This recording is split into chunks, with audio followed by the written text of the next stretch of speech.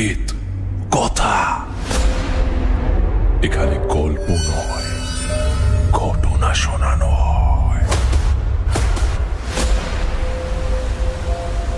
Welcome back, সকলকে স্বাগত জানাচ্ছি প্রেত কথার 415 নম্বর এপিসোডে। আজকের টাইম দেখেই বুঝে গেছেন যে অনেক বড় এপিসোড হতে চলেছে এবং আশা করছি আপনারা সকলে প্রস্তুত আজকের এপিসোডের জন্য। আমি গৌরব, আপনাদের সঙ্গে সাউন্ডে শো মদীপ গ্রাফিক্সে অনিকেত। শুরু হচ্ছে প্রেত কথা 415 নম্বর এপিসোড। আজকের এপিসোডে আপনারা শুনবেন 3টি ঘটনা। ভেবেছিলাম 4টি ঘটনা দেব, কিন্তু 4টি ঘটনা দেওয়া গেল না। 3টি ঘটনা দিচ্ছি। প্রথম 2টি ঘটনা শুনুন এবং লাস্টে রাখছি অরুণিমা দত্তের ঘটনা। সেই ঘটনাটি একটু অন্যরকম, তাই জন্য একদম শেষে রেখেছি। আশা করছি আপনাদের আজকের এপিসোড বেশ জমজমাট এবং অন্যরকম লাগবে। শুনতে থাকুন প্রেত কথা 415 নম্বর এপিসোড।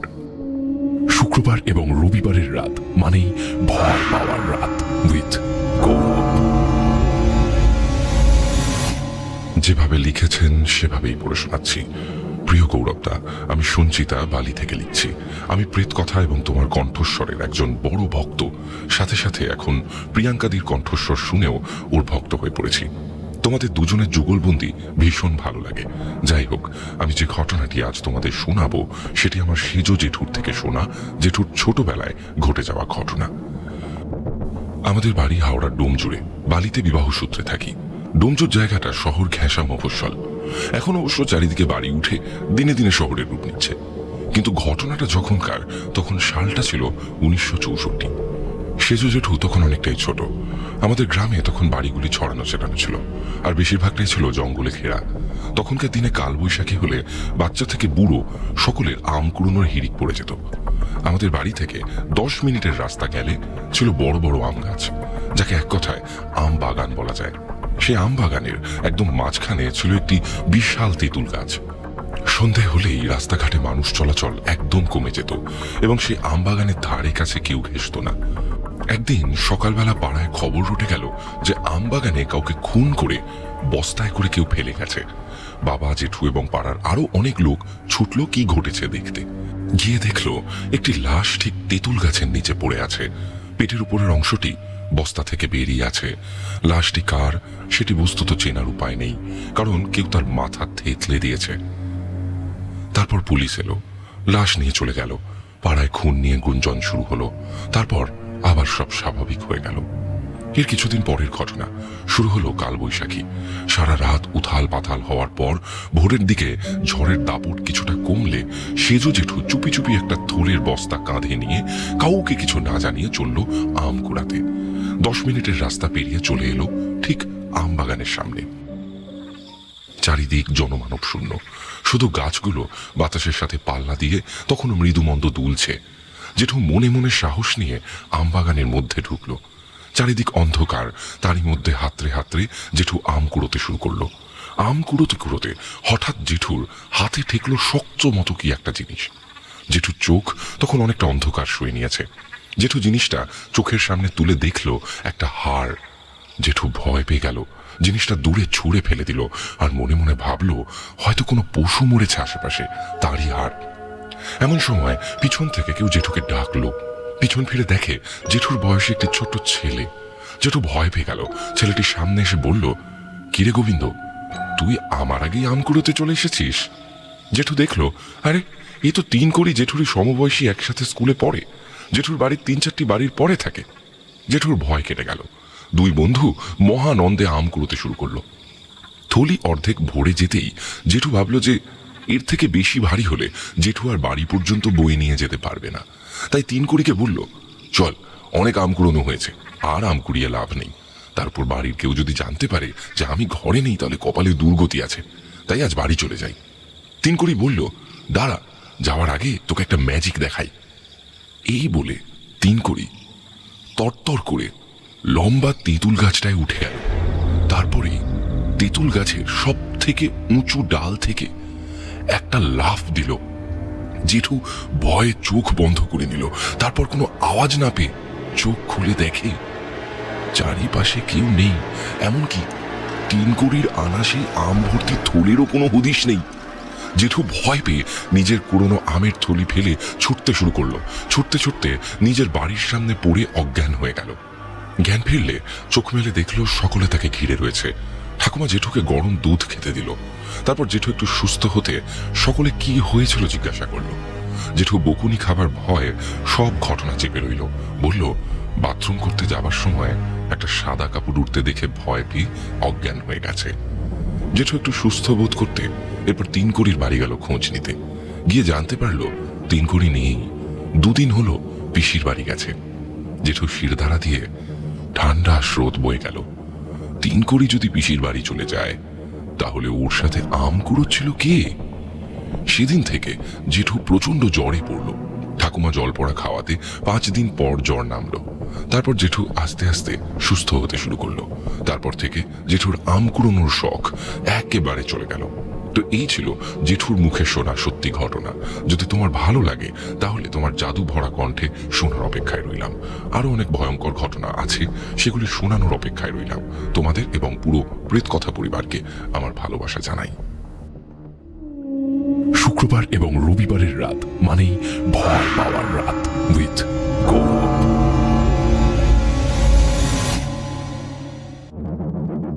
অসাধারণ একটি ঘটনা আমরা শুনলাম, এবং এই ঘটনাটি শুনে আমার যেটা মনে হলো যে প্রথমে যে লাশের বর্ণনাটা দেওয়া হয়েছিল, এই আত্মাটি বোধহয় সেই লাশেরই, এবং এই কারণেই জেঠু 3 কড়ির রূপে তাকে দেখতে পেয়েছিল, এবং জেঠুর কোনো ক্ষতিও হতে পারত এবং হয়েও ছিল। নজর লেগেছিল জেঠুর সেই আত্মার, যার জন্য 5 দিন পর জেঠুর জ্বর নেমেছিল। তো এই ঘটনাটি আমার বড় সুন্দর লেগেছে। গ্রাম বাংলার ভয়ানক ঘটনা বা পুরনো দিনের ঘটনাগুলির মধ্যে না এক অদ্ভুত ইনোসেন্স থাকে, এবং সেই ঘটনাগুলি শুনতে বড্ড ভালো লাগে। কোথাও যাবেন না কিন্তু, কারণ আজকের এপিসোডে আমরা অনেকগুলি ঘটনা নিয়ে আছি এবং বেশ বড় বড় ঘটনা নিয়ে আছি। প্রথমে একটি ছোট্ট ঘটনা দিয়ে শুরু করলাম, এবার আপনারা শুনবেন একটি বড় ঘটনা। শাহরুল হাসান যেভাবে লিখে পাঠিয়েছেন সেভাবেই পড়ে শোনাচ্ছি। শুক্রবার এবং রবিবারের রাত মানেই ভয় পাওয়ার রাত উইথ গৌরব। প্রথমেই সকল প্রেতকথাবাসী মুসলিমদের সালাম আলাইকুম, এবং হিন্দুদেরকে জানাই নমস্কার, এবং বাকি ধর্ম অনুসারীদের জানাই অভ্যর্থনা। আশা করছি আপনারা সবাই ভালো আছেন। আমি বাংলাদেশের গাজীপুর থেকে লিখছি। আমার নাম শাহরুল হাসান। আমি এর আগে একটি ঘটনা পাঠিয়েছিলাম, সেটি 407 নম্বর এপিসোডে পড়ে শোনানোর জন্য গৌরবদা তোমাকে অসংখ্য ধন্যবাদ। এবং আমার ঘটনা শুনে অনেকেই অনেক কমেন্ট করেছেন, এবং সেই কমেন্টগুলো পড়ে মন একদম ভরে গেছে। প্রথম লেখা ঘটনাতে যে এত সাড়া পাবো আমি কল্পনাই করিনি। আপনারা এরকম কমেন্ট করে আমাদের উৎসাহ বাড়িয়ে দিবেন, যাতে করে আমরা আপনাদের আরো ভালো ভালো ঘটনা সংগ্রহ করে উপহার দিতে পারি। গৌরবদা, তোমার কণ্ঠে ঘটনাটি জীবন্ত হয়ে উঠেছিল। আমার মা তোমার মধুর কণ্ঠে তার বুড়ো আব্বার ঘটনা শুনে আবেগে আপ্লুত হয়ে পড়েন। আমাদের গ্রামে দাদার বাবাকে বুড়ো আব্বা বলে। গৌরবদা, আমি তোমাকে ভালোবেসে তুমি ডাকি। আমি তোমার থেকে অনেক ছোট, কয়েক মাস হলো আমি উচ্চ মাধ্যমিক দিয়েছি, তাই আমি তোমাকে অনুরোধ করব তুমি আমাকে আপনি বলে লজ্জা দেবে না। ওকে, খুবই তো বাচ্চা ছেলেও তাহলে। আচ্ছা ঠিক আছে ঠিক আছে, হ্যাঁ তুমি আমাকে তুমি করে ডাকো। আমায় তুমি করে বললে আমার খুব ভালো লাগে। আপনি থেকে অনেক বেশি ভালো লাগে আমাকে কেউ যদি তুমি করে বলে। এবং এই শাহরুলের এই ঘটনার আজকে একটি প্রশ্নও কিন্তু থাকবে, আপনারা কিন্তু সেই প্রশ্নের উত্তরও দেবেন। 407 নম্বর এপিসোডে আমার লেখা ঘটনা শুনে এক আন্টি, যিনি কিনা আমার বাসার পাশের বাসায় থাকেন তার ফ্যামিলি নিয়ে, এবং তাদের সঙ্গে আমাদের অনেক দিনের পরিচয়, তো তিনি আমাকে বলেন যে শাহরুল, ঘটনা তো বেশ ভালোই লেখো, তো আমার জানা কিছু ঘটনা আছে, তুমি চাইলে ঘটনাগুলো শেয়ার করতে পারো। কারণ সেই আন্টি অ্যাকচুয়ালি প্রেতকথা শোনেন, এবং উনিও প্রেতকথার একজন নিয়মিত শ্রোতা হয়ে গেছেন। তো আমি বললাম যে হ্যাঁ, আপনি তো লিখে পাঠাতে পারেন। তো আন্টি বললেন যে আমি লেখালেখি ঝামেলায় যেতে পারবো না। তো আমি বললাম যে আচ্ছা ঠিক আছে, বলুন তাহলে। তো উনি আমাকে ঘটনাটি যেভাবে বলেছেন আমি ঘটনাটি সেভাবেই লিখছি, এবং আমার মনে হয়েছে ঘটনাটি প্রেত কথার জন্য কোয়ালিটি। তো ঘটনাটি বেশ বড় হতে চলেছে। বেশ শাহরুল বেশ অনেক বড় ইন্ট্রো লিখেছে। ওকে, আন্টির ভাষায় লিখছি। ঘটনা ঘটে 1 বছর আগে। ঘটনাটি শুরু হয় আমার এক দুঃসম্পর্কের মামাতো ভাইয়ের সাথে। ও ঢাকাতে থাকে। ওর নাম অনিক। অনিক আমার দুঃসম্পর্কের মামাতো ভাই হলেও ও আমার আপন ভাইয়ের মতোই ছিল। ও সবেমাত্র মাধ্যমিক দিয়েছে, তাই ওর সামনে অনেক ছুটি। তাই ছুটি কাটাতে অনিক তার গ্রামের বাড়ি যায়। বেশ কিছুদিন ঘোরাঘুরির পর আসল ঘটনাটি শুরু হয়। অনিক এবং তার বাল্যবন্ধু সুমন, ওরা দুজনে রাত 10টা নাগাদ হাঁটতে বের হয়। ওর সর্বনাশ শুরু হয় ওই রাত থেকেই। অনিকের ভাষ্য মতে বলছি, ওই দিন রাতে আমি আর সুমন রাতের খাওয়া শেষ করে দুজনে মিলে হাঁটতে বের হই। আমরা হাঁটতে হাঁটতে হাইওয়েতে চলে আসি। হাইওয়েতে শ্যামল ভাই তার ট্রাক নিয়ে দাঁড়িয়ে আছে। সে আমাকে দেখে ডাকলো, কিন্তু আমি তাকে খুঁজে পাই না। পরে দেখি ট্রাকের জানলা দিয়ে মাথা বের করে সে আমাকে ডাকছে। আমি আর সুমন ভাইয়ের কাছে গেলাম। ভাই আমাদের জিজ্ঞাসা করলো, হ্যাঁ রে, তোরা এত রাতে এদিকে কি করিস? আমি বললাম, ওই খাওয়া দাওয়ার পর দুজন মিলে একটু হাঁটাহাঁটি করছিলাম। ভাই বলে, ও আচ্ছা। তা আমি বলি, ভাই তোমাকে তো আমি গাড়ি চালাতে দেখেছিলাম সেই ছোটবেলাতে, এখন কি আবার গাড়ি চালাতে শুরু করলে নাকি? ভাই বলে, আরে আমার ড্রাইভারটা অসুস্থ, একজনের আর্জেন্ট মাটি লাগবে, তাই আমি গাড়ি নিয়ে বের হলাম। আর গাড়িতে ঢোকার পরক্ষণেই দেখি তোরা দুজনে এদিকে আসছিস। এই শুনে আমি বলি যে আচ্ছা যাও তাহলে, সাবধানে যেও, অ্যাক্সিডেন্ট করো না যেন আবার, বলে আমি হেসে উঠলাম। আমরা বাসায় ফিরে যাওয়ার জন্য হাঁটা ধরেছি। ঠিক সেই সময় ভাই পিছন থেকে বলে উঠল, যাবি নাকি আমার সাথে? এটা শোনার পর মনের ভিতর একটা ফুলকির মতো জ্বলে উঠল। আমি তখন একটা হাসি দিয়ে সুমনের দিকে তাকিয়ে বললাম, হ্যাঁ রে, যাবি নাকি? তখন সুমন বলে, এই সুযোগ মিস করলে চলে না, কিন্তু বাসায় ম্যানেজ দেবো কি করে? তখন ভাই হাসি হাসি মুখে বলে, আরে চ না, আমি তোদের বাসায় জানিয়ে দিচ্ছি, তোরা টেনশন করিস না। আমরা তারপর মহা আনন্দে ট্রাকে গিয়ে বসলাম। আমি বসলাম দরজার পাশে, আর সুমন আমার আর ভাইয়ের মাঝখানে। ভাই আমার বাসায় জানিয়ে দিল, আর সুমনের আম্মুও আমাদের বাসাতেই ছিল, তাকেও জানিয়ে দেওয়া হলো। আমরা তিনজনে গল্প করতে করতে যাচ্ছি। আমি ভাইকে জিজ্ঞাসা করলাম, ভাই আমরা কোথায় যাচ্ছি? ভাই উত্তরে বলল, আমরা এখান থেকে প্রায় 3 কিলোমিটার দূরে একটা গ্রামে যাব, সেখান থেকে মাটি নিয়ে যাব শহরে। আমি বললাম, ও আচ্ছা। ভাই আমাদের অবাক করে দিয়ে বলল, এই রাস্তাটা ভালো না রে, এই রাস্তায় আমার আসতে অনেক ভয় লাগে। আমি বললাম, এই যুগে এসেও কি ধরনের কথা বলছো? ভাই বলে, কেন এই ধরনের কথা বলছি সেটা আমার ড্রাইভারকে একবার জিজ্ঞাসা করে আয়। আমি বললাম, কি হয়েছে ওনার? ভাই বলে, আমিও সঠিক জানি না, ওর খবর নেওয়ার জন্য ফোন দিই, ফোন ধরে ওর স্ত্রী। ওর স্ত্রী বলে, ও কি জানি করতেছে, কি জানি হাবিজাবি কইতাছে। আমার আর বোঝার বাকি নেই ওর সাথে কি হয়েছে। আমি বললাম, ওকে কোনো হুজুরের কাছে নিয়ে যাও খুব দ্রুত। এই বলে আমি ফোন কেটে দিই। আমরা সবাই ভাইয়ের কথা শুনে চুপ করে রইলাম। সুমন বলে, ভাই আপনি কিছু জানেন এই ব্যাপারে? তখন ভাই বলে, আমি খুব একটা জানি না, তবে মানুষের কাছে শুনেছি এই রাস্তায় নাকি অনেক কিছুই দেখা যায়, যাকে তিনারা পছন্দ করেন তাকে নাকি দেখা দেয়। আমি বললাম, যাও তো, এসবে আমি বিশ্বাস করি না। আমরা এই টপিক বাদ দিয়ে গান শুনতে শুনতে যাই। অনেকটা পথ যাওয়ার পর আমি থুতু ফেলার জন্য গাড়ির জানলা দিয়ে মাথা বের করে দিই। থুতু ফেলার পর মাথা ভিতরে ঢোকানোর সময় একটু দূরে আমি আলোর মতো কিছু একটা দেখতে পাই। দেখে মনে হয় কেউ একজন দাঁড়িয়ে আছে, আর তার শরীর থেকে আলো ঝরছে, আর সেটা দেখতে অসাধারণ। এত সুন্দর আলো আমি আমার জীবনে কোনোদিন দেখিনি। আমি এটার পর একটা ঘোরের মধ্যে চলে যাই। সুমনের ডাকে আমার ঘোর কাটে। সুমন বলে, তুই জানলা দিয়ে ওভাবে তাকিয়ে আছিস কেন? তোকে দেখে মনে হচ্ছে তুই জানলা দিয়ে বেরিয়ে যাবি। আমি বললাম, দেখ দেখ কি সুন্দর দেখতে। সুমন বলে, কই দেখি। সুমন উকি দিয়ে বলে, কই, গাছপালার নড়াচড়া ছাড়া তো কিছুই দেখতে পাচ্ছি না। আমি বললাম, সর সর, আমায় দেখতে দে। আমি জানলা দিয়ে তাকিয়ে দেখি কিচ্ছু নেই, সেই আলো ছড়ানো জিনিসটা আর নেই। ভাই ফোনে কথা বলা শেষ করতে জিজ্ঞাসা করলো, কি হয়েছে? আমি উত্তরে বললাম, না না, ও কিছু না। আমি এক মনে এই নিয়ে ভাবতে লাগলাম, কোথায় গেল আলোটা? আমি তো এইমাত্র দেখলাম জিনিসটা, এত তাড়াতাড়ি কোথায় উবে গেল? এইসব ভাবতে ভাবতে কখন যে পৌঁছে গেছি মাটি কাটা স্থানে আমার খেয়াল নেই। সুমন বলে, কিরে, নামবি না নাকি? গাড়ি থেকে নাম, না হয় আমাকে নামতে দে। আমি আর সুমন গাড়ি থেকে নামলাম। ভাই গাড়ি সিরিয়ালে রেখে কার সাথে যেন কথা বলতে গেল। আমি আর সুমন আশেপাশে ঘুরে দেখতে লাগলাম। এক সময় আমার প্রস্রাবের বেগ হয়। আমি সুমনকে বলি, তুই একটু দাঁড়া, আমি প্রকৃতির ডাকে সাড়া দিয়ে আসি। একটু দূরে গিয়ে বসে কাজ সেরে উঠে দাঁড়াতেই দেখি একটি কালো বোরখা পরিহিত মেয়ে দাঁড়িয়ে আছে, এবং সে এক দৃষ্টিতে আমার দিকে তাকিয়ে আছে। আমি দেখে একটু লজ্জা পেলাম। প্রস্রাব করার সময় কোনো মেয়ে তাকিয়ে থাকলে যে কোনো ছেলেই লজ্জা পাবে। আমি এই রাতের অন্ধকারেও মেয়েটিকে স্পষ্ট দেখতে পাচ্ছি। মেয়েটিকে কেন্দ্র করে এক ধরনের মায়াবী আলো ছড়াচ্ছিল। মেয়েটিকে দেখতে এত সুন্দর তা ভাষায় প্রকাশ করার মতন নয়। এত সুন্দর মেয়ে আমি আমার জীবনে কোনো দিন দেখিনি, এবং মেয়েটিকে দেখার পর একটা সুন্দর গন্ধ আশেপাশে ছড়িয়ে গেছে। গন্ধটা ছিল অনেকটা শিউলি ফুলের মতো। আমি মেয়েটির দিকে এক মনে তাকিয়ে আছি। এমন সময় দেখি সুমন এসে আমাকে ধাক্কা দিয়ে বলল, প্রস্রাব করতে কারো এতক্ষণ লাগে? এভাবে দাঁড়িয়ে দাঁড়িয়ে ওইদিকে কি দেখছিস? আমি সুমনের উপর বিরক্ত হয়ে বললাম, চোখটা কি বাসায় ফেলে এসছিস নাকি? দেখ কত সুন্দর একটি মেয়ে দাঁড়িয়ে আছে। এই বলে আমি তাকিয়ে দেখি মেয়েটি আর নেই। সুমন বলে, তুই কি নেশা করে আছিস নাকি? এত রাতে এই শুনশান জায়গায় মেয়ে পাস কোথায়? আমি বললাম, আরে আমি তো এইমাত্র দেখলাম একটা কালো বোরখা পরা মেয়ে দাঁড়িয়ে আছে। মেয়েটি আসার পরে একটা গন্ধ পাচ্ছিলাম। অনেকটা শিউলি ফুলের মতো গন্ধ। এই গন্ধটা তো দেখ এখনো আছে, গন্ধটা তুই পাচ্ছিস না? সুমন বলে, হ্যাঁ, একটা গন্ধ তো অবশ্য পাচ্ছি, শিউলি ফুলের গন্ধ। আমি বললাম, এখন বিশ্বাস হলো তো? সুমন যেন আকাশ থেকে পড়ল।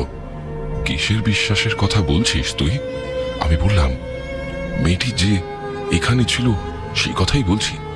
সুমন বলল, আরে গাধা, এত বড় জায়গা, আশেপাশে কোথাও হয়তো শিউলি গাছ আছে, বাতাসে সেই গন্ধই ছড়িয়ে গেছে।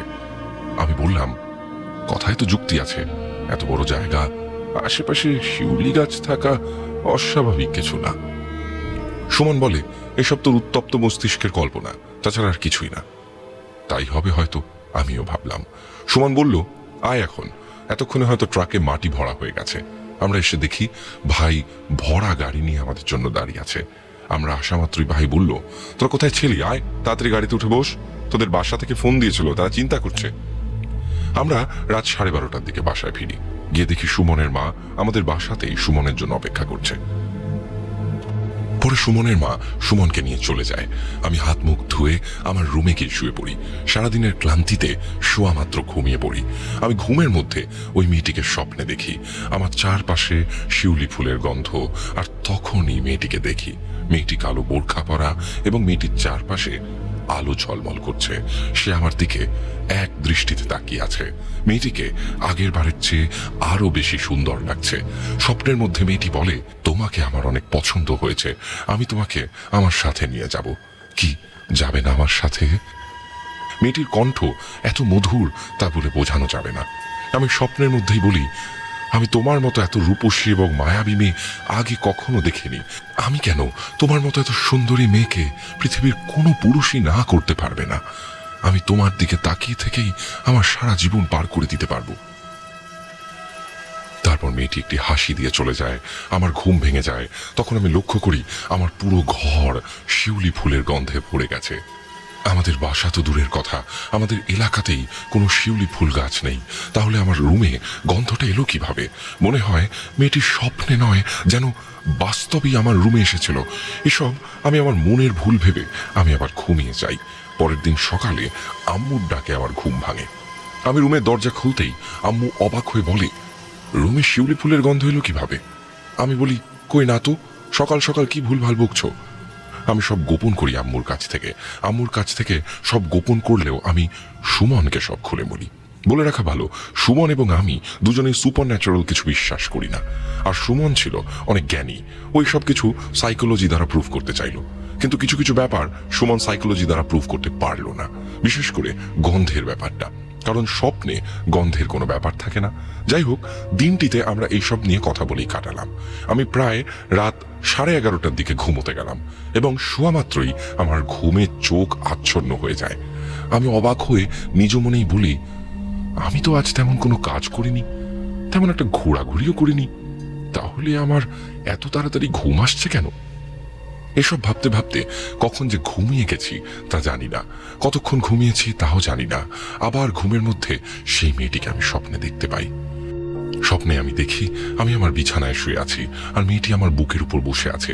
মেয়েটির চোখ দিয়ে মনে হচ্ছে আগুন ঝরছে, মুখ রাগে বিকৃত হয়ে গেছে এবং মেয়েটি ক্রোধে কাঁপছে। সে আমাকে বলল, কেন তুমি কাল রাতের কথা ওকে বলতে গেলে? কেন বললে ওকে? এই বলে মেয়েটি আমার গলা চেপে ধরল। আমি এক মনে তাকে দেখতে লাগলাম। রাগে তার মুখ বিকৃত হয়ে আছে, তারপরও তাকে কি সুন্দরী না লাগছে।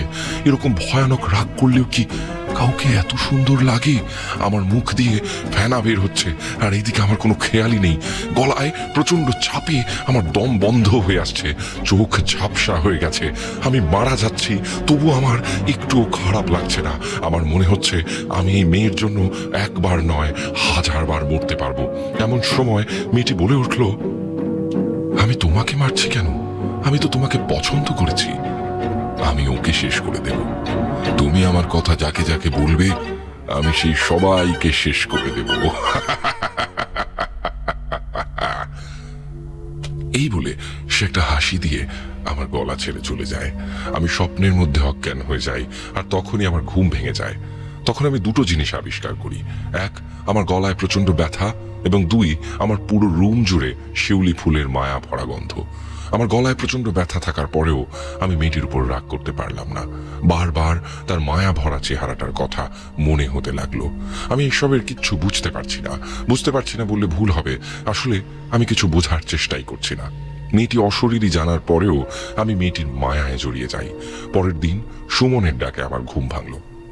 দরজা খুলতেই সুমন নাক কুচকে বলল, তোর রুম থেকে তো তীব্র শিউলি ফুলের গন্ধ আসছে, আর তোর গলায় দাগটা কিসের? ঘটনাটা কি বলতো? আমি মিথ্যে করে বললাম, আমি রুম স্প্রে দিয়েছি, আর রুম স্প্রে ফ্লেভারটা হলো গিয়ে শিউলি ফুলের। আমি আর সুমনকে কিছু বলি না স্বপ্নের ব্যাপারে। সুমনের আসন্ন বিপদের কথাও আর তাকে বলা হয় না। মনে মনে বলি, যা হওয়ার হবে। আমি আস্তে আস্তে মেয়েটির দাস হয়ে যাচ্ছি। ওই দিন বিকালে আমরা যে যার বাড়ি চলে যাই। সন্ধ্যার পরপর আমাদের বাসায় খবর আসে সুমন ছাদ থেকে পড়ে গিয়ে হাত ভেঙেছে। আমি জিজ্ঞাসা করলাম, ও এখন কোথায়? আব্বু বলে, ও এখন হাসপাতালে আছে। বেচারার হাতটা খুব বাজেভাবে ভেঙেছে। আমি রাত 8টার দিকে ওকে দেখতে গেলাম। আমি গিয়ে দেখি ওর বাম হাত প্লাস্টার করা। আমি জিজ্ঞাসা করলাম, হাত ভাঙলে কিভাবে? সুমন মৃদু হেসে বলল, ওই ছাদ থেকে পড়ে গিয়ে। আমি বললাম, ও তো আমিও শুনলাম, ছাদ থেকে তো আর এমনি এমনি কেউ পড়ে না। ভনিতা বাদ দিয়ে ঘটনা বল, কিভাবে ছাদ থেকে পড়ে গেলি? সুমনের ভাষায় বলছি, আমি সন্ধ্যার সময় ছাদ থেকে কাপড় আনতে গেছি। জানিসই তো আমাদের বাসায় একতলা বিল্ডিং। আমি ছাদে সেই শিউলি ফুলের তীব্র গন্ধ পাই। আমার বাসার আশেপাশে কোনো শিউলি ফুলের গাছ নেই। তাহলে এই গন্ধ আসছে কোথা থেকে? তাই আমি আমার আশেপাশে দেখতে থাকি। দেখতে দেখতে আমি ছাদের পশ্চিম দিকের কিনারায় চলে আসি। এমন সময় আমি আমার পিঠে একটা জোরে ধাক্কা অনুভব করি। আমি ছাদ থেকে পড়ে গিয়ে একটা বিকট চিৎকার দিই। মা এসে দেখে আমি ছাদ থেকে পড়ে আছি। অনেকের ভাষায় লিখছি। সুমনের থেকে এই সমস্ত কথা শুনে আমি রাত 9:30টার দিকে আমার বাসায় চলে আসি। সুমনের জন্য মনটা বেশ খারাপ হয়ে যায়। তখন আমি চিন্তা করি, আজ স্বপ্নে যখন মেয়েটি আসবে তখন ওকে শক্ত করে কিছু কথা বলবো। আমি খুব তাড়াতাড়ি খাওয়া শেষ করে 10টার দিকে ঘুমোতে যাই এবং সাথে সাথে ঘুমিয়েও যাই। মেয়েটিকে আমি যথারীতি স্বপ্নে দেখি। সে আজ উলঙ্গ হয়ে এসেছে। সুমনকে ছাদ থেকে ফেলে দেওয়ার জন্য যে শক্ত করে তাকে কিছু বলবো সেটি আর বলা হলো না। আমি তার অসম্ভব সুন্দর শরীর দেখে এতটাই মুগ্ধ হয়ে যাই যে আমার কাছে মনে হয় এসবই যেন আসল, বাকি সব মায়া। তারপর মেয়েটি আমার সাথে যৌন ক্রিয়া করতে শুরু করে। আমি নড়তে পারছি না। মনে হয় আমি তার একটি খেলার যন্ত্র। মেয়েটি আমাকে যেভাবে ইচ্ছে সেভাবে ব্যবহার করছে। এভাবে অনেক দিন পার হয়ে যায়। আমি আস্তে আস্তে রোগা হতে থাকি। আমি একদিন আমার বাসার পাশে বসেছিলাম। এমন সময় আমাদের মসজিদের ইমাম আমাকে দেখে আমার দিকে এগিয়ে আসেন এবং আমাকে দেখে সে অনেক চিন্তিত হয়ে পড়েন। তিনি আমাকে ভালো মন্দ জিজ্ঞাসা করে বলেন, তুমি আজ আসরের নামাজ শেষে আমার সাথে একবার দেখা করো কেমন? এই বলে তিনি চলে যান। আমাদের ইমাম সাহেব অনেক পরোপকারী ছিলেন। তিনি যেভাবেই পারতেন মানুষকে সাহায্য করতেন। আমি আসরের নামাজের পর ইমাম সাহেবের সাথে দেখা করতে চাই। ইমাম সাহেব আমাকে অজু করে মসজিদের ভিতর যেতে বলেন। আমি অজু করে মসজিদের ভিতরে যাই। তারপর তিনি আমাকে তার সামনে বসতে বলেন। আমি তার সামনে বসার পর তিনি একের পর এক সূরা পড়তে থাকেন এবং আমাকে ফুঁ দিতে থাকেন। এরপর উনি আমার সাথে আমার বাসায় আসেন এবং আমার আব্বু আম্মুর সাথে দেখা করেন। ইমাম সাহেবের ভাষায়, আপনার ছেলেকে এক মহাশক্তিশালী জিন সর্দারের মেয়ে পছন্দ করেছে। সে অনেককে নিয়ে যেতে চায় তার সাথে। আমার দ্বারা যতদূর সম্ভব আমি তা করেছি। অনেককে এই জিনের থেকে পুরোপুরি মুক্ত করতে আমার শিক্ষকের কাছে নিয়ে যেতে হবে এবং খুব তাড়াতাড়ি নিয়ে যেতে হবে, না হলে অনেক বড় ক্ষতি হয়ে যাবে। আর অনেক ঘুমোতে যাওয়ার আগে আয়াতুল কুরসি পড়ে 3 বার ফু দিবে। ওকে কাল সকালে ফজরের নামাজের পর নিয়ে গেলে ভালো হয়। আমি তাহলে আজ যাই। অনেকের ভাষায়, আমার আব্বু আম্মু ইমাম সাহেবের কথা শুনে হা হয়ে বসে রইলেন। তখন আমি আব্বু আম্মুকে সব ঘটনা খুলে বলি, কিছু লুকাই না। আমার মা সব শুনে কান্নায় ভেঙে পড়েন। আম্মু ঘুমানোর আগে আমাকে আয়াতুল কুরসি পড়ে 3 বার ফু দেন। তারপর আমি ওই রাতে মেয়েটির স্বপ্ন আর দেখি না। তখন আর এক নতুন সমস্যার সৃষ্টি হয়।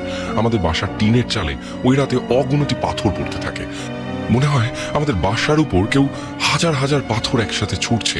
আমাদের বাড়িটি ছিল হাফ বিল্ডিং, বাড়ির সব ইট সিমেন্টের হলেও ছাদ ছিল টিনের। চালের উপর পাথর পড়তে থাকে এবং একটি মেয়ে কর্কশ গলায় বলে ওঠে, আমি ওকে নিয়ে যাবই, এভাবে আর কতদিন ওকে বাঁচাতে পারবি? আমরা ঘরের মধ্যে থেকে এই আওয়াজটি পাচ্ছি, যেন বাড়ির বাইরে কেউ ঘুরছে আর এই কথা বলছে। আমি, আব্বু আর ইমাম সাহেব সকালে ফজরের নামাজ শেষ করে একটা অটো নিয়ে রওনা হই ইমাম সাহেবের শিক্ষকের উদ্দেশ্যে। উনি একটা মাদ্রাসার প্রধান শিক্ষক। আমরা অটোতে ওঠা মাত্র ইমাম সাহেব এক মনে দোয়া দুরূদ পড়তে লাগলেন। আব্বু দেখি চিন্তায় বিকৃত হয়ে আছেন। আমার এমন দেখতে খুব কষ্ট লাগে, আমার জন্য সবাই কত কষ্ট করছে। এসব ভাবতে ভাবতে আমরা অনেকটা পথ চলে এসেছি। গরমের দিন হওয়ার পরেও সকালে বেশ কুয়াশা ছিল। এই কুয়াশার মধ্যে খুব একটা ভালো দেখা যাচ্ছে না। হঠাৎ করে একটা কালো কুকুর আমাদের অটোর সামনে চলে আসে। অনেক কষ্টে অটো ড্রাইভার অটো কন্ট্রোল করেন এবং কুকুরটির পাশ কাটিয়ে চলে যান। এদিকে ইমাম সাহেব এক মনে দোয়া পড়ছেন এবং সেকেন্ডের জন্যও তিনি থামছেন না। কুকুরটিকে পাশ কাটিয়ে যাওয়ার পর কুকুরটি করুণ স্বরে ডাকতে লাগলো। কোনো কুকুরকে আমি এভাবে কোনোদিনও ডাকতে শুনিনি। কুকুরের ডাক শুনেই এক ধরনের অশুভ ফিলিংস কাজ করছে। এভাবে কয়েকবার কুকুরটি ডেকে চুপ হয়ে গেল। কিছু তো যেতে না যেতেই কুকুরটি আবার আমাদের অটোর সামনে হুট করে চলে এলো। এবারও অটো ড্রাইভার খুব দক্ষতার সাথে অটোকে কন্ট্রোলে আনলো এবং আগের বারের মতোই কুকুরটির পাশ কাটিয়ে চলে গেল। কুকুরটি আবারও একইভাবে ডাকতে লাগলো। এবারের ডাক যেন আগের বারের চেয়েও অনেক বেশি অশুভ। এভাবে বেশ কয়েকবার ওই একই কুকুর আমাদের অটোর সামনে চলে আসে এবং করুণ গলায় ডাকতে থাকে। তারপর বেশ কিছুটা সময় আর কুকুরটিকে দেখতে পাওয়া যায় না এবং কুকুরটির ডাকও আর শোনা যায় না। আমরা মাদ্রাসার খুব কাছাকাছি চলে এসেছি। আমাদের আশেপাশের পরিবেশ গুমোট হতে থাকে। চারপাশ আস্তে আস্তে নীরব থেকে নীরবতর হতে থাকে। মনে হচ্ছে গাছের একটি পাতাও যেন নড়ছে না। পশু পাখির কোনো শব্দ নেই। মনে হয় আমাদের আশেপাশের সব পশু পাখি দূরে চলে গেছে। আমাদের অটো ছাড়া রাস্তায় মানুষ তো দূরের কথা, একটা পোকাও নেই মনে হয়। পরিবেশ দেখে মনে হচ্ছে এখানে বিরাট ভয়ানক কিছু একটা হবে। বিশাল কোনো ঝড় শুরু হওয়ার ঠিক আগের অবস্থা। এভাবে কিছুটা সময় যাওয়ার পর ঘূর্ণির মতো করে শীতল বাতাস বইতে থাকে। সময়ের সাথে বাতাসের বেগ ক্রমশ বাড়তে থাকে। হঠাৎ করে বাতাসের বেগ এতটা বেড়ে যায় যে এই বুঝে আমাদের অটো উড়িয়ে ফেলে দেবে। আমাদের চারপাশ অন্ধকারাচ্ছন্ন হয়ে যায় আর সাথে সাথে একের পর এক বজ্রপাত হতে থাকে। আমি এর আগে কখনো বজ্রপাত এত কাছ থেকে দেখিনি। একটি বাজ বিকট শব্দ করে আমাদের অটো 10-12 ফুট দূরে পড়লো। আমরা সবাই ভয় আড়ষ্ট হয়ে গেছি। অটো ড্রাইভার বলল, এসব কি হইতাছে? ইমাম সাহেব বললেন, যাই হয়ে যাক না কেন, অটো কোনো মতে থামিও না, আমরা প্রায় চলে এসেছি। তোমরা সবাই এক মনে আল্লাহকে ডাকো। আমরা এক মনে মহান আল্লাহকে ডাকতে লাগলাম। আমরা প্রায় চলে এসেছি। আমাদের এখান থেকে মাদ্রাসা দেখা যাচ্ছে। এমন সময় বাতাস প্রবল বেগে আমাদের অটোকে আঘাত করে। বাতাসের ঝাপটায় আমাদের অটো কয়েকটা উল্টানি দিয়ে রাস্তার নিচে পড়ে যায়। আমাদের অ্যাক্সিডেন্ট দেখে মাদ্রাসা থেকে লোকজন ছুটে আসে। তারপর আমাদের একে একে অটো থেকে বের করে। অটো ড্রাইভারের হাত পা ছুলে গেছে। আমার আব্বুর কপাল কেটে রক্ত ঝরছে এবং ইমাম সাহেবের বুকে একটি রড ঢুকে গেছে। অলৌকিকভাবে আমার গায়ে একটিও আঁচড় লাগেনি। আমাকে দেখে মনে হয় কেউ যেন আমাকে রক্ষা করেছে। সবাই ইমাম সাহেবকে ধরে মাদ্রাসায় নিয়ে গেলেন।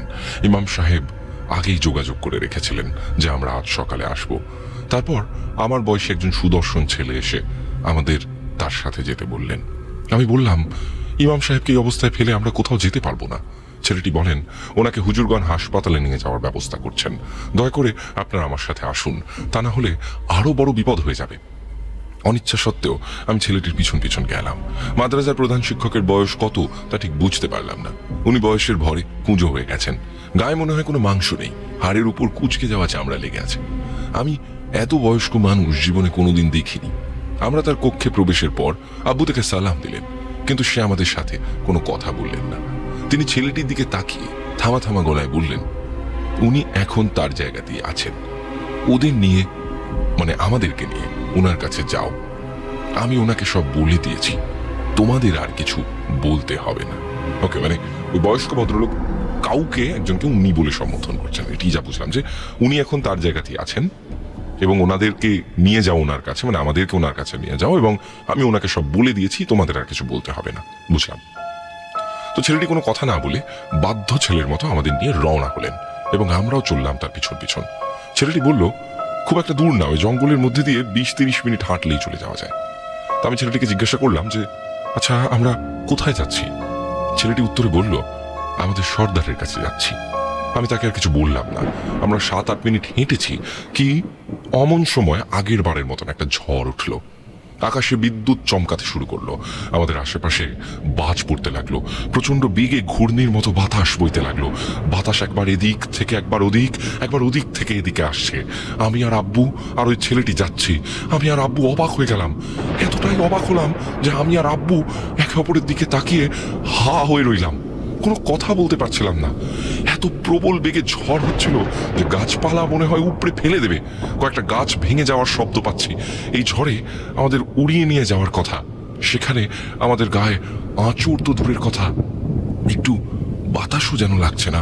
মনে হচ্ছে আমরা কোনো রক্ষা কবচের ভিতর দিয়ে যাচ্ছি। আমাদের অবাক হতে দেখে ছেলেটি একটি মুচকি হাসি দিয়ে বলল, আমি আপনাদের সাথে যতক্ষণ আছি ও আপনাদের কিছু করতে পারবে না। আব্বু জিজ্ঞাসা করলো, ওটা কি? ছেলেটি বলে, যে মেয়েটি আপনার ছেলেকে নিয়ে যেতে চায় সে একজন জিন সর্দারের মেয়ে। এখন সেই তাণ্ডব করছে। ওই জিন সর্দারের একটা চেলা, আর আপনাদের অটো অ্যাক্সিডেন্টের জন্য দায়ী ওই জিন সর্দারের মেয়ে। তাই আপনার ছেলের একটিও আঁচড় লাগেনি। অন্যদিকে আপনার ছেলেকে সাহায্য করার জন্য একজন নিষ্পাপকে প্রাণ দিতে হলো। এই কথা শুনে আমি কেঁপে উঠলাম। আমি আবেগ জড়ানো কণ্ঠে বললাম, ইমাম সাহেব মারা গেছেন? কিন্তু আপনি জানলেন কিভাবে? উত্তরে ছেলেটি মুচকি হাসে। আমি আবার আবেগ কন্ট্রোল করতে চেষ্টা করলাম, কিন্তু পারলাম না। আমার চোখ দিয়ে ফোঁটা ফোঁটা পানি পড়তে লাগলো। হঠাৎ করে ঝড় থেমে গেল। ঝড় থামার 2-3 মিনিট পরে আমরা একটি মসজিদের সামনে উপস্থিত হলাম। মসজিদটি অনেক পুরনো। মসজিদের দেয়াল বেয়ে মোটা মোটা লতা গাছ উঠে গেছে। মসজিদের আশেপাশে আগাছা জন্মে জঙ্গল হয়ে গেছে। মসজিদ দেখে মনে হয় না এখানে কেউ নামাজ পড়তে আসে। আমরা মসজিদের সামনে দাঁড়ানো মাত্র একজন মধ্যবয়স্ক পুরুষ মানুষ ভিতর থেকে বের হয়ে এলো। এত সুদর্শন পুরুষ মানুষ যে হয় তা আমার জানা ছিল না। আমার সালাম দেওয়ার আগেই লোকটি আমাদের সালাম দিলেন। তারপর তিনি আমাকে বললেন, তুমি তাহলে সেই ছেলে যাকে ওই শয়তানটার মেয়ে নিয়ে যেতে চায়? আমি কিছু বললাম না। উনি আমাদের সাথে আসা ছেলেটিকে বলেন, তুমি হুজুরকে গিয়ে বলো আমি বিষয়টা দেখছি, আপনাকে আর চিন্তা করতে হবে না। তারপর আমি আমার চোখকে বিশ্বাস করতে পারলাম না। ছেলেটি যেন হাওয়ায় মিলিয়ে গেল। দেখে আমার আব্বুও অবাক দৃষ্টিতে তাকিয়ে আছেন। ওই লোকটি বললেন, আমি জিন সর্দার। আমাদের অঞ্চল হিসেবে ভাগ করা থাকে এবং এক এক অঞ্চলে এক এক সর্দার থাকেন। আর আপনারা যার সাথে এসেছেন ও আমার একজন প্রিয় ভক্ত। আমি আর আব্বু ওনার কথা শুনে কোনো কথা বলতে পারছি না, নড়তে পর্যন্ত পারছি না। ভয়ে দুজনে জমে গেছি। তারপর উনি আমাদের বললেন, আপনারা দয়া করে মসজিদের ভিতরে গিয়ে অপেক্ষা করুন। যাই হয়ে যাক না কেন ভুল করেও মসজিদের বাইরে পা দেবেন না। আমরা ভয়ে ভয়ে কোনো মতে মসজিদের ভিতরে গেলাম। চুপচাপ অপেক্ষা করতে লাগলাম। মসজিদের ভিতরে সবকিছু গোছানো দেখে মনে হলো প্রত্যেক দিন অনেকেই হয়তো এখানে নামাজ পড়ে। বেশ কিছুক্ষণ সময় পার হয়ে গেল, কিন্তু বাহিরে থেকে কোনো সারা শব্দ আসছে না। সব নীরবতা ভেঙে দিয়ে হঠাৎ করে বাইরে একটা শো শো শব্দ হতে লাগলো। আমি ভয়ে জমে গেলাম। একটু ক্ষুব্ধ এবং রাগান্বিত কণ্ঠ হঠাৎ করে বলে উঠল, তোমার এত বড় সাহস যে তুমি আমাকে হাজির করো, আর খবরদার তুমি আমার বিষয়ে নাক গলাবে না। একজন শান্ত কণ্ঠে জবাব দিল, তোমাকে ভালোভাবে ডাকলে তো আর আসতে না, তাই তোমাকে এভাবে আমার সামনে আনা। আর তুমি এসব কি শুরু করেছো? তোমার কোনো অধিকার নেই মানুষের ক্ষতি করার। মানুষ হলো সৃষ্টির সেরা জীব। আমরা শুনছি দুজন কথা বলছে। সে ক্ষুব্ধ এবং রাগান্বিত কণ্ঠস্বর আবার বলে উঠল, আমি তোমার কোনো কথা শুনবো না। আমি আমার ক্ষমতার পূর্ণ ব্যবহার করব। আমি তোমার মতো মানুষের গোলামি করতে পারবো না। শান্ত কণ্ঠস্বরের লোকটি ভারী স্বরে বলল, আমি তোমাকে অনেকদিন থেকে লক্ষ্য করছি। তোমাকে আর ছাড় দেওয়া যাবে না। আমি তোমাকে আর ক্ষমতার অপব্যবহার করতে দেব না। ক্ষুব্ধ এবং রাগান্বিত কণ্ঠ বলে উঠল, পারলে আমাকে আটকিয়ে দেখাও। আর তখনই সেই ঝড় শুরু হলো। সে কি তুমুল ঝড়! দুই দিক থেকে বাতাস এসে ধাক্কা দিতে লাগলো। সে বাতাসের ঝাপটায় আমরা যে মসজিদের ভিতরে বসে আছি সেটি কেঁপে উঠল। আমার তাকাতেও যেন ভয় লাগছে। বাতাসের তীব্রতা যে এত, সেটা আমি নিজের চোখে না দেখলে বুঝতে পারতাম না। মনে হচ্ছে বাতাস বাইরের সবকিছু উড়িয়ে নিয়ে যাচ্ছে। বাইরে একটার পর একটা দুমদুম করে শব্দ হচ্ছে। সেই শব্দটা যে কতটা ভয়ানক সেটা মুখে বলে বোঝানো যাবে না। সে শব্দের কথা এতদিন পর মনে পড়লেও আমি ভয়ে জমে যাই। আমার শরীরের সব লোম দাঁড়িয়ে গেছে। কতবার যে দুমদুম শব্দ হচ্ছে, কতবার যে মসজিদটি কেঁপে উঠছে। মসজিদের দু জায়গায় দেয়ালে ফাটল ধরছে। ঝড় এবং শব্দ তাণ্ডবে আমি আব্বুকে জড়িয়ে ধরে বসে থাকি। হঠাৎ করে বাইরে থেকে একটা বিকট চিৎকার শুনতে পেলাম। সেই চিৎকারটা এতটাই বিকট যে কানে তালা লেগে গেল এবং বাইরে থাকা ঝড় আস্তে আস্তে থেমে গেল। বেশ কিছুক্ষণ পর আমি আমার পরিচিত সেই শিউলি ফুলের গন্ধ পাই। আমি আব্বুকে ছেড়ে দিয়ে বাইরে বের হই। আব্বু আমার পিছু পিছু আসেন। আমি এসে দেখি যাকে আমি রোজ স্বপ্নে দেখতাম সে একটি পড়ে থাকা নিথর দেহের পাশে বসে কাঁদছে এবং তার পিছনে আরো 6 জন দাঁড়ানো। তারা মাথা নিচু করে দাঁড়িয়ে আছে। আমরা যে সর্দার জিনের কাছে এসেছিলাম, ওনার সাদা পাঞ্জাবিতে প্রচুর ময়লা লেগে আছে, চুল উস্কো খুস্কো হয়ে আছে। ওনাকে দেখে মনে হয় উনি কারোর সঙ্গে যেন ধস্তাধস্তি করেছেন। উনি আমাকে দেখে হাসি মুখে বললেন, আপনারা এখন যান, আর কোনো ভয় নেই, আর কোনো সমস্যা হবে না। আমি চলে যাওয়ার আগে একবার ওই নাম না জানা মেয়েটিকে শেষবারের মতন দেখার জন্য তার দিকে তাকাই। সে নিথর দেহের পাশে বসে এখনো কাঁদছে।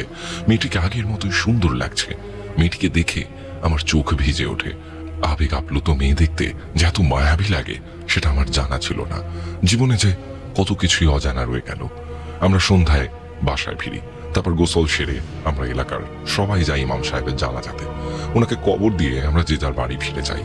তারপর রাতের খাওয়া শেষ করে ঘুমোতে যাই এবং কিছুক্ষণের মধ্যে ঘুমিয়ে পড়ি। ঘুমের মধ্যে আমি ইমাম সাহেবকে স্বপ্নে দেখি।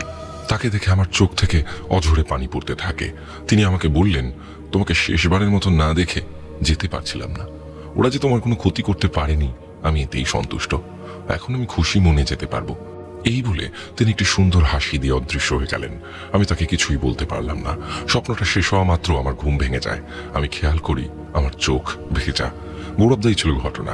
আমি আন্টির কাছ থেকে ঘটনা শোনার পর অনেকের সাথে দেখা করি এবং ওর কাছে আমি আবার ঘটনাটা শুনি এবং প্রায় সম্পূর্ণ ঘটনাটি ওর ভাষায় লিখি। অনেক এখন 5 ওয়াক্ত নামাজ পড়ে, সুযোগ পেলে মানুষের উপকার করে। জানি না কতটা গুছিয়ে লিখতে পেরেছি। ভুল ত্রুটির জন্য আন্তরিকভাবে দুঃখিত। এখানেই আমি আমার লেখা শেষ করছি। শুক্রবার এবং রবিবারের রাত মানেই ভয় পাওয়ার রাত with Gaurav. Oh my god, আগে প্রশ্নটা করে নিই, তারপর ঘটনাটা সম্পর্কে বলছি। এই ঘটনায় যে প্রশ্নটি আপনাদের থেকে উত্তর আমি চাই, সেই প্রশ্নটি হলো, জিন সর্দারের মেয়ে আসলে কোন ফুলের গন্ধ পাওয়া যেত? খুব সহজ প্রশ্ন। আশা করছি আপনারা উত্তর দিতে পারবেন। এবং আপনারা আমার যে একটি মার্ডার স্টোরি নিয়ে আমি কাজ করেছি, আমি জানি না অনেকে হয়তো শুনেননি, প্লিজ একটু শুনুন। গৌরব তপাদার ব্লগস চ্যানেলে যেখানে পডকাস্ট আসে, আমাদের হরর পডকাস্টগুলো, সেখানে দিয়েছি। একটু অন্য স্বাদের কাজ করেছি, কারণ প্রেত কথা চ্যানেলে তো আমি অন্য কাজ করতে পারবো না। এখানে তো আপনাদেরকে সত্যি ঘটনাই আমার শোনাতে হবে। তাই আমি ওই চ্যানেলে একটু অন্যরকম কাজ করেছি। প্লিজ একটু শুনুন না, একটু জানান না কেমন লাগছে। নতুন ফ্লেভারের কাজ, যে সত্যিকারের মার্ডার স্টোরিগুলো আমাদের ইন্ডিয়াতে ঘটেছে বা বিদেশে ঘটেছে, সেগুলোকে আমি একটু স্ক্রিপ্টিং করছি এবং সুন্দর রূপ দিচ্ছি। কিন্তু ঘটনাগুলি সত্যি, শুনে দেখুন কেমন লাগে। এবং আজকের ঘটনা, ও মাই গড, কি ঘটনা ছিল এটি! মানে রুদ্ধশ্বাস একটি ঘটনা। জামিরুল ভাইও ঘটনা পাঠিয়েছেন অলরেডি, এবং সেই ঘটনাও রুদ্ধশ্বাস, কিন্তু সেটি অবশ্যই আজকে আমি শোনাবো না, কারণ ওই ঘটনাটি আজকে শোনালে মানে অনেক বাড়াবাড়ি হয়ে যাবে আর কি। তো এই ঘটনাটি কেমন লাগলো অবশ্যই জানান। আমার কিন্তু অসাধারণ লেগেছে আজকের এই ঘটনাটি। আমি চাই আরও এরকম ঘটনা আমাদের কাছে আসুক, এবং আশা করছি আপনারা সকলে অনেক বেশি এনজয় করলেন আজকের এই দ্বিতীয় ঘটনাটি। আমি চলে যাব আজকের আমাদের শেষ ঘটনায়। শুক্রবার এবং রবিবারের রাত মানেই ভয় পাওয়ার রাত উইথ গৌরব। এবার আপনারা শুনবেন অরুণিমা দত্তের দ্বিতীয় ঘটনা। দ্বিতীয় ঘটনা যাওয়ার আগে একবার মনে করিয়ে দিই, আমাদের ঘটনা পাঠাতে হলে মেইল করুন pretkothar@gmail.com অথবা প্রেত কথার ফেসবুক পেজ ইনবক্সে লিখে পাঠান ঘটনা। এবং আপনি যদি আমাদের স্টুডিওতে এসে বসে আপনি যদি পডকাস্টে বসতে চান বা প্রেত কথাতেই ঘটনা বলতে চান আমাদের স্টুডিওতে বসে, তাহলে আমাদেরকে হোয়াটসঅ্যাপ করুন 9875476704 এই নাম্বারে। এবং এই নাম্বারে আপনাদের ঘটনা হোয়াটসঅ্যাপে ভয়েস করে পাঠান। তাহলে আপনাদের ভয়েস যদি সিলেক্টেড হয়, আপনার ঘটনা যদি সিলেক্টেড হয়, তাহলে কিন্তু আমরা আপনাকে স্টুডিওতে ডাকবো এবং আপনি ঠিক করবেন আপনি পডকাস্টে বসে ঘটনাটি বলবেন নাকি আমাদের প্রেত কথাতেই চান আপনি আপনার ভয়েসে ঘটনাটি শোনানো হোক। আমি চলে যাচ্ছি আজকের আমাদের শেষ ঘটনায়। পাঠিয়েছেন অরুণিমা দত্ত। প্রিয় গৌরব, আশা করি তুমি এবং তোমার পরিবারের সবাই ভালো আছো। আমার জীবনে ঘটে যাওয়া টুকরো টুকরো ভয়ঙ্কর কিছু ঘটনা দিয়ে প্রথম ঘটনা প্রেতকথায় পাঠিয়েছিলাম কিছুদিন আগে, যা সম্প্রচার করেছিলে প্রেতকথার 410 নম্বর এপিসোডে। তাতে আমি সত্যি আপ্লুত, এবং সেই ঘটনা যে সকলের মন ছুঁয়ে যাবে এইভাবে তা আমি ভাবতেই পারিনি। তাই তোমার এবং প্রেতকথা পরিবারের সকলের অনুপ্রেরণায় আমি আমার জীবনে ঘটে যাওয়া মর্মান্তিক ঘটনার পরের পর্ব আবার লিখতে বসলাম। আশা করছি এই পর্ব সকলের কাছে আরো মারাত্মক এবং ভয়াবহ বার্তা স্থাপন করবে। মানুষের জীবনে এরকমও কিছু ঘটনা ঘটতে পারে তা ভাবনার অতীত। এই পর্বে কিছু অপ্রাসঙ্গিক কথা আমাকে লিখতে হচ্ছে যেটা ঘটনার সঙ্গে জড়িত। সেই কথাগুলো না বললে ঘটনা এগোতে পারবো না, ঘটনার সারমর্ম কেউ বুঝতে পারবে না। তাই আমার জীবনের কিছু সাংঘাতিক সত্যি কথা এখানে বলতে বাধ্য হচ্ছি। আশা করি তুমি বুঝতে পারবে। প্রথম ঘটনার রেশ টেনেই শুরু করছি। আগের পর্বে বলেছি আমি অনেকদিন পর বহু কষ্টে ঠিক হয়ে কামাখ্যা মায়ের মন্দির থেকে ফিরেছি, এই সান্ত্বনা নিয়ে যে আমি সব বিপদ থেকে মুক্তি পেয়েছি। আরেকবার বলে দিই, এই ঘটনাতে একটি প্রশ্ন থাকবে আপনাদের জন্য। সেই প্রশ্নের উত্তর কিন্তু আপনাদেরকে লিখতে হবে এবং কোথাও চলে যাবেন না, কারণ এরপরে আরো একটি বড় ঘটনা আছে। তো আজকের দুটি প্রশ্ন থাকবে, দুটি প্রশ্নেরই উত্তর আপনারা দেবেন। অরুণিমা দত্তের ঘটনা থেকে প্রথম প্রশ্নটি থাকবে, ঘটনার পর আমি আপনাদেরকে সেই প্রশ্ন করব। এবং 410 নম্বর এপিসোডে আপনারা কিন্তু প্রথম ঘটনাটি শুনতে পেয়েছিলেন। সো যারা যারা এই ঘটনাটি শুনছেন তারা একবার 410 নম্বরটি শুনে নেবেন যদি না শুনে থাকেন। তো উনি লিখছেন যে প্রথম ঘটনার রেশ টেনেই শুরু করছি। আগের পর্বই বলেছি যে আমি অনেক দিন পর বহু কষ্টে ঠিক হয়ে কামাখ্যা মায়ের মন্দির থেকে ফিরেছি, এই সান্ত্বনা নিয়ে যে আমি সব বিপদ থেকে মুক্তি পেয়েছি। আমার দেহ এখন বন্ধন করা, আমি রক্ষা কবচ হিসেবে একটি মাদুলি ধারণ করেছি, আর আমার কোনো বিপদ আসবে না।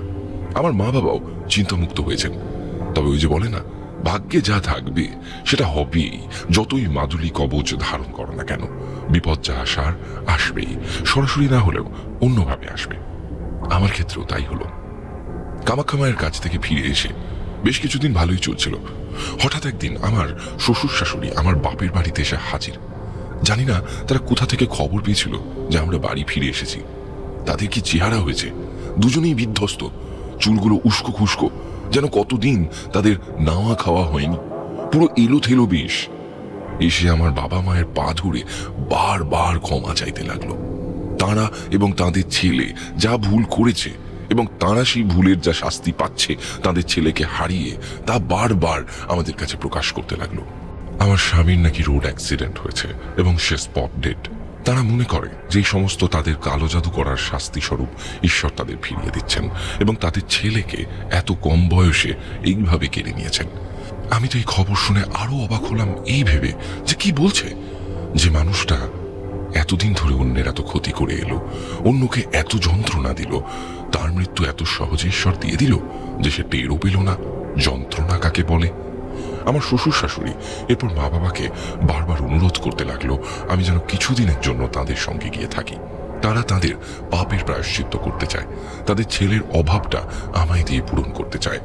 তাদের একমাত্র ছেলে এইভাবে চলে যাওয়াতে তারা ভীষণভাবে ভেঙে পড়েছে এবং আমি যদি তাদের সঙ্গে গিয়ে আমার শ্বশুর বাড়িতে ওদের মেয়ে হিসেবে থাকি এবং ওনাদেরকে ক্ষমা করে দিই, তাহলে ওদের প্রায়শ্চিত্ত সফল হবে। ওনাদের ছেলেও নাকি মারা যাওয়ার পর ওনাদের স্বপ্নে দেখা দিয়ে এই কথা বলে গেছে যে আমি যেন ওদের কাছে গিয়ে থাকি। আমার মা বাবা তো প্রথমে শুনে একদমই রাজি হচ্ছিলেন না, কারণ এই ধরনের মানুষদের বিশ্বাস করা যায় না একেবারে। শেষে না পেরে এক প্রকার আমার বাবা মা রাজি হয়ে গেলেন যখন দেখলেন আমার শ্বশুর শাশুড়ি আমার পায়ে পড়তেও ছাড়ছে না, আকুল স্বরে কাকুতি মিনতি করছে, কান্নাকাটি করছে। এই দৃশ্য দেখে হয়তো পাষাণ হৃদয়ও সেই দিনকে গলে যেত। আমি এবং আমার মা বাবা তো কোন ছাড়, তখনও তো বুঝতে পারিনি এগুলো সব ওনাদের নাটক। আমি একজন খুব সফট মাইন্ডেড মেয়ে, কারোর কষ্ট দুঃখ চোখের সামনে দেখতে পারি না, সে যতই আমার ক্ষতি করুক না কেন। আবার একটা ভুল পথে আমরা পা দিতে চলেছি সেটা বুঝতে পারিনি সেদিন। আমার মা বাবা বলল, ঠিক আছে পাঠিয়ে দেব, তবে একটু সময় দিন, ব্যাগপত্র গোছাতে হবে তো। আমি যে সমস্ত মেডিসিন খেতাম তখন সেগুলো ঠিক করে আমার সঙ্গে নিতে হবে এবং কাজ আছে আরো। এই সব বলা বলির পর আমার মা বাবা ওনাদেরকে বলল কিছুদিন পর আমাকে পাঠাবে। তারা এটাও মনে মনে ভাবলো আমার দিদি জামাইবাবুর সঙ্গেও এর মধ্যে এ বিষয়ে আলোচনা করে নেবে যে আমাকে পাঠানো উচিত হবে কিনা। বলিনি, আমি আগে বলতে ভুলে গেছি যে আমি বাড়ির ছোট মেয়ে। তো আমার দিদি আছে, সে বিবাহিত, এবং আমার দিদি জামাইবাবু দুজনেই ডিফেন্স ইন্টেলিজেন্স ডিপার্টমেন্টে কাজ করে। সেই জন্য আমার মা বাবা মনে করলো তাদের সঙ্গে একবার পরামর্শ করা দরকার, কারণ তারা এই বিষয়ে সবই জানেন। আমার শ্বশুর শাশুড়িকে অনেক বুঝিয়ে সুঝিয়ে সেই দিনেই কোনো রকমে বাড়ি পাঠিয়ে দেওয়া হলো, এবং এই আশ্বাস দেওয়া হলো যে শীঘ্রই আমি তাদের কাছে যাব। আমার দিদি জামাইবাবুকে সব কথা জানানো হলে তারাও প্রথমে আমায় ওখানে যেতে দিতে রাজি হচ্ছিল না, কিন্তু পরে আমার জামাইবাবু একটা কথা বলল যে আমি ওখানে না গেলে, কিছুদিন না থাকলে বুঝবো কি করে যে সত্যি আমার শ্বশুর শাশুড়ি যা বলছেন তা সত্যি কিনা। তবে একটা শর্তেই সবাই যেতে দিতে রাজি হলো, যে প্রত্যেক দিন একবার করে হলেও বাপের বাড়িতে ফোন করতে হবে। দুদিনের বেশি যদি ফোন না আসে তাহলে সবাই আমার শ্বশুর বাড়িতে দেখতে চলে আসবে যে আমার কি হলো। এই বলে আমায় সবকিছু বুঝিয়ে দিয়ে শেষ পর্যন্ত আমার মা বাবা তাদের আদরের ছোট মেয়েকে আবার জমের পুরীতে রওনা করলেন। জমপুরি কেন বলছি সেটা আস্তে আস্তে ঘটনাগুলোই বুঝতে পারবেন। প্রথম প্রথম শ্বশুর বাড়িতে যেন মনে হচ্ছিল আমি একজন নতুন অতিথি এসেছি অনেকদিন পর। মেয়ে অনেকদিন পর বাপের বাড়িতে এলে যেমন আপ্যায়ন করা হয় তেমনি আদর যত্ন করতে লাগলো আমার শ্বশুর শাশুড়ি। আমি তো দেখে অবাক হয়ে গেলাম, এমন আদর যত্ন বিয়ের পরে নতুন বউ হিসেবে গিয়েও কখনো পাইনি। আমার যেন একটু অতিরিক্ত মনে হতে লাগলো, দম বন্ধ হয়ে যাওয়ার মতো অবস্থা। এত অ্যাটেনশন আমি আমার বাপের বাড়িতেও পাইনি। আর কথায় কথায় শুধু ক্ষমা চাওয়া, বারবার আমার কাছ থেকে ওনারা ক্ষমা চাইছেন, যেন ওনাদের অপরাধ বোধ সব সময় কাজ করছে।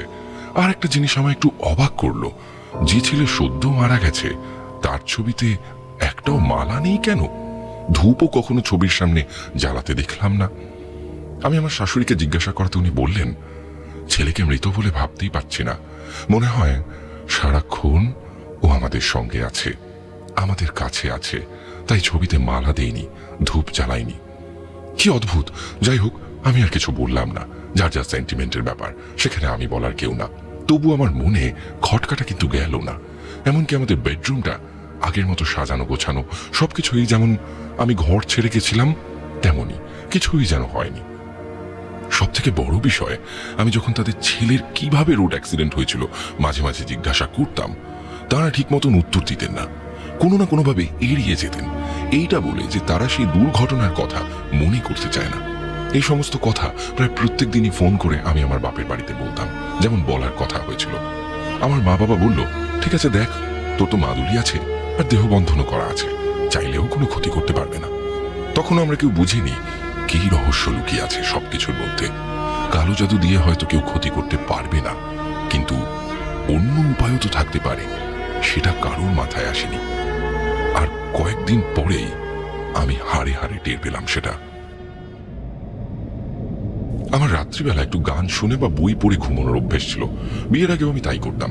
কিন্তু কিছুদিন ধরে শ্বশুর বাড়িতে যখন বই পড়তে যাব বা গান শুনতে শুনতে আমি ঘুমিয়ে পড়তাম, কোথা থেকে যেন একরাশ তন্দ্রা আমার চোখের পাতায় নেমে আসতো।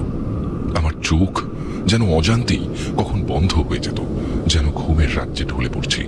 সেটা কিন্তু একদমই হওয়ার কথা নয়, কারণ আমার অ্যাটলিস্ট অভ্যেস আছে ডিনার করার পর আমি চেয়ারে বসে বই পড়ি বা কানে হেডফোন লাগিয়ে গান শুনি। খাওয়ার পরে আমি কখনো ওইভাবে ঘুমোতে চাই না। আর সব থেকে বড় কথা, আমার ডাক্তারই বলে দিয়েছিল খেয়ে ওইভাবে শুয়ে না পড়তে, অ্যাটলিস্ট ঘন্টা খানেক স্ট্রেট বসে থাকতে হবে বা পারলে হালকা হাঁটা চলা করতে হবে। সুতরাং ওরা বুঝতেই পারছো, হঠাৎ করে ওইভাবে ঘুমিয়ে পড়াটা আমার কাছে অত্যন্ত আশ্চর্যজনক বলে মনে হতো। পরের দিন সকালে উঠেও আমার সেই ঘোর কাটতো না। আরো অদ্ভুত কিছু জিনিস আমার সঙ্গে ঘটতে থাকলো। রোজ সকালে আমি উঠে আবিষ্কার করতাম আমার গা হাত পায়ে, এমনকি তলপেটের কাছেও এক অদ্ভুত রকমের ব্যথা, যেন মনে হচ্ছে আমার সঙ্গে কেউ শারীরিক নির্যাতন করেছে, জোর করে কিছু করার চেষ্টা করেছে, অথচ আমার কিছু মনে নেই। আমি এতগুলো কথা এই জন্যই বললাম, কারণ ঘটনা আগে বলার জন্য এই সমস্ত কথা বলার দরকার। আমি এটাও আবিষ্কার করতাম যে আমার শরীরের কিছু কিছু জায়গায় কাল শীতের দাগ। আমি তখন একটু ভয় পেয়ে গেলাম, এগুলো আমার সঙ্গে কি হচ্ছে নতুন করে। আরো মিস্টেরিয়াস ব্যাপার, সকালে ঘুম ভাঙার পর আমাদের বেডরুম থেকে আমার বরের গায়ের গন্ধ পেতাম, যেন এইমাত্র ও ঘরে ছিল। এখন চোখ খুলে দেখি আর নেই। এ কেমন করে সম্ভব? যে মানুষটা পৃথিবীতেই নেই, তার গায়ের গন্ধ এইভাবে কি করে আসতে পারে? এই গন্ধ আমার চেনা গন্ধ, একজন স্ত্রীর কাছে কোনোভাবেই তার স্বামীর গায়ের গন্ধ ভুল হবার কথা নয়। একবার ভাবলাম সবকিছু আমার শ্বশুর শাশুড়িকে জানাই, তবে কোথায় যেন মনটা সায় দিচ্ছিল না। ভাবলাম কি জানি ওরা কি মনে করবে, আমায় হয়তো আবার বিশ্বাস করবে না। আমার মা বাবাকে এবং আমার দিদি জামাইবাবুকে সব কথা জানালাম, তাঁরাও শুনে চিন্তায় পড়ে গেল। আমার জামাইবাবু একটা আইডিয়া দিল। তিনি বললেন, একটা কাজ করো, তোমার ফোনের ভিডিওটা রাতে অন করে রেখো আর সাইলেন্ট করে রেখো। রাতে মোবাইল ফোনটা এমন একটা জায়গায় লুকিয়ে রেখো যাতে কেউ দেখতে না পায়। ঘরে যদি কেউ ঢোকে সেটা ভিডিওতে ধরা পড়বে। কারণ সবার মনে হতে লাগলো যে সামথিং ইজ ফিশি, এই রহস্যের সমাধান হওয়া দরকার। অ্যান্ড ও মাই গড, গৌরব তোমায় বললে বিশ্বাস করবে না কি আলটিমেটলি ধরা পড়লো সেই ভিডিওটাতে। আমি লিখছি আর এখনো সেই সময়ের কথা ভাবলে আমার গায়ের লোম খাড়া হয়ে যাচ্ছে, আমার সারা শরীর থরথর করে কাঁপছে। সে ভিডিওটাতে আমি দেখলাম জলজ্যান্ত আমার স্বামীকে আমাদের বেডরুমে ঢুকতে। আমি যেন আমার চোখকে বিশ্বাসই করতে পারছিলাম না যে আমি কাকে দেখছি। সে প্রায় রোজ রাতে ঘরে এসে আমার সঙ্গে শারীরিকভাবে লিপ্ত হতো। এটা কিভাবে সম্ভব একজন মৃত ব্যক্তির পক্ষে? এই সমস্ত ঘটনা আমার বাড়িতে জানাতে সকলে হতভম্ব হয়ে গেল আর বলল এই রহস্যের কিনারা করতেই হবে, এবং এই কার্যটি একমাত্র সম্ভব আমার শ্বশুর শাশুড়িকে চাপ দিয়ে সব কথা বের করা। যেহেতু আমি আগেই বলেছিলাম আমার দিদি জামাইবাবু ইন্টেলিজেন্স ডিপার্টমেন্টে আছে, তাই সিবিআই ডিপার্টমেন্ট এবং পুলিশ ডিপার্টমেন্টের অনেক লোকজনের সঙ্গে চেনাশোনা ছিল। তাই ঠিক করা হলো চাপ দিয়ে আমার শ্বশুর শাশুড়িকে ইন্টারোগেশন করা হবে ওই ভিডিওটার ভিত্তিতে। সেটাই করা হলো। প্রথমে আমার শ্বশুর শাশুড়ি কিছু স্বীকার করতে চাইছিলেন না, তারা কান্নায় ভেঙে পড়ল, কিন্তু আলটিমেটলি চাপের মুখে পড়ে স্বীকার করতে বাধ্য হয়েছিল যে তাদের ছেলে বেঁচে আছে এবং তার কিছু হয়নি। আমায় উচিত শিক্ষা দেবে বলে এবং আমায় বদনাম করবে বলে এই সমস্ত কার্যকলাপ সাজিয়েছিল। আমি আমার বরের কালো জাদুর বিষয় সব জানতে পেরে গিয়েছিলাম বলে মনে মনে তার খুব রাগ হয়েছিল, এবং তখন থেকেই সে ঠিক করে নিয়েছিল যে সে আমাকে উচিত শিক্ষা দেবে। আমি কামাখ্যা মায়ের মন্দিরে গিয়ে দেহবন্ধন করে এসেছিলাম বলে আমায় কালো জাদু দিয়ে কিছু করতে পারেনি, কিন্তু নিজে এসে এইভাবে প্রতিশোধ নিল যাতে ভবিষ্যতে এইটা প্রমাণ করতে পারে যে আমি একটা নষ্ট মেয়ে। স্বামী মারা গেছে, তা সত্ত্বেও আমি এই সমস্ত কাজ করে বেড়াচ্ছি নিজের মৃত স্বামীর বাড়িতে থেকে। হয়তো শেষ পর্যন্ত আমায় পাগল প্রমাণ করত, আমি মেন্টালি সিক এটাই প্রমাণ করত। যদি না সেই রাতে আমার দিদি জামাইবাবুর বুদ্ধিতে আমার ফোন থেকে আমি ভিডিওটা করে রাখতাম। পরবর্তীতে পুলিশের চাপে তারা আমার স্বামীর গোপন আস্তানার কথাও জানিয়ে দিয়েছিল। সেখান থেকে পুরো দমে ওর কালো জাদুর প্রক্রিয়া অবলীলা ক্রমে চালিয়ে যাচ্ছিল। চাপের মুখে আমার শ্বশুর শাশুড়ি ওটা স্বীকার করেছিল যে তারাই আমার রাতের খাবারে ঘুমের ওষুধ মিশিয়ে দিত যাতে আমি তন্দ্রাচ্ছন্ন হয়ে থাকি এবং আমার সারা রাত ঘুম না ভাঙে। তারা শুধু বাইরের জগতে রটিয়ে দিয়েছিল যে তাদের ছেলে রোড অ্যাক্সিডেন্টে মারা গেছে। পরে পাড়ার লোকের কাছে খোঁজ নিয়ে জানা গেছিল তার মৃতদেহ পর্যন্ত কেউ দেখেনি, শুধু মারা গেছে এইটুকুই সবাই জানে। তার শ্রাদ্ধের কাজেও কেউ যায়নি, এবং কখন যে শ্রাদ্ধ হয়েছে তাও কেউ জানে না।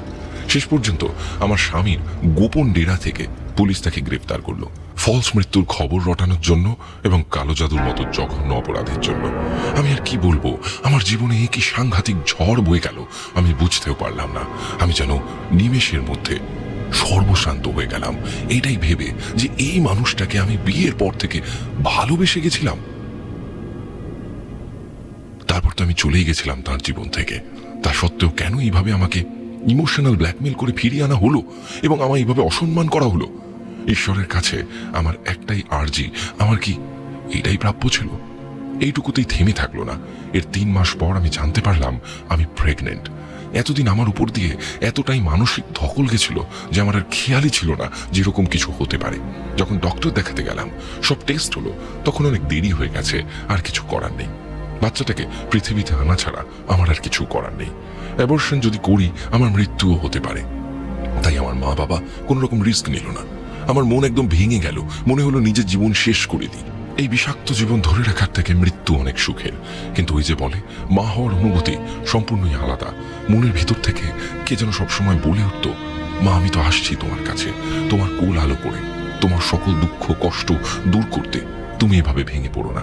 এক অদ্ভুত অলৌকিক আওয়াজ আমার ভিতর থেকে যেন ভেসে আসতো, যেন স্বয়ং ঈশ্বর মা কামাখ্যা স্বপ্নে আমায় বলছে, তুই চিন্তা করিস না, সব ভালো হবে, আর তোর কোনো কষ্ট থাকবে না।